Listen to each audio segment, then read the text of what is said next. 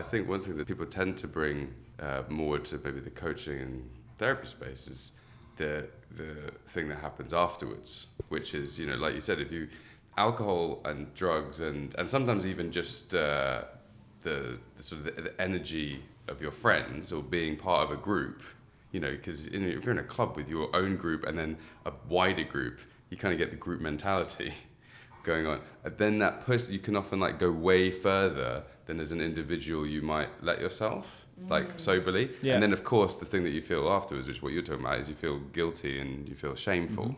And that's often what people then are left with on their own the next day or future, depending on what they've done. Yeah, Sunday night, people always talk the Sunday night blues. The booze blues. And the boozy blues. And I think it's because that's the other side.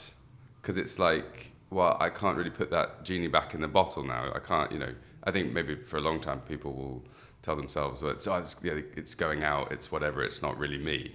It's like, well, no, but it is you. And then there's some sort of acceptance or integration of that. That's usually what people bring. It's like, am I drinking too much? Why do I do that?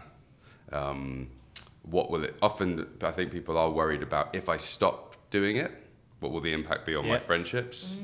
You know, because sometimes I think in some groups of friends, that's like the core space. That's the glue that bonds you. right? I would say, in my experience, like most. Well, I think it depends on the friendship group, I think. Yeah. But like for people who that they enjoy that, making like a transition to everybody being able to enjoy it on their own terms and do it how they want to do it. You know, the groupthink does kind of take over, and I think it's quite scary for individuals. I imagine you may have experienced some of this, James. Like for individuals to go, I don't want to do it like that. Yeah. You know, I still want to come out, but I want to be like this.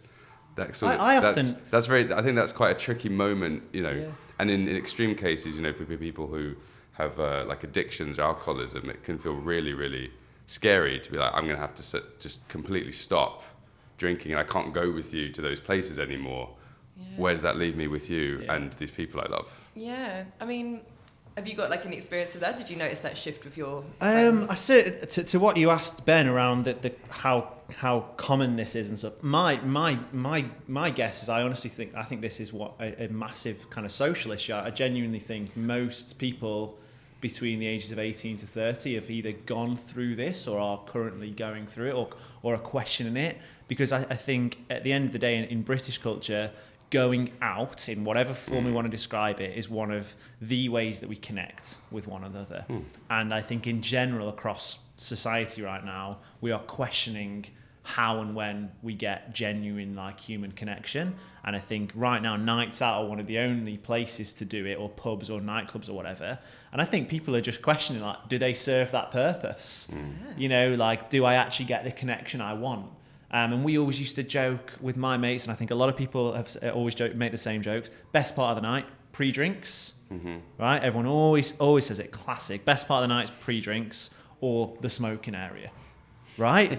The two places, the two places where you can have a conversation and you can connect. It's like the kitchen at parties. Exactly. Yes. So I think people are just really questioning, like, how do I get connection, basically? Because if you walk past a pub overspilling onto the street and you look at everyone standing there with a big pint in their hand, that's what people are paying for.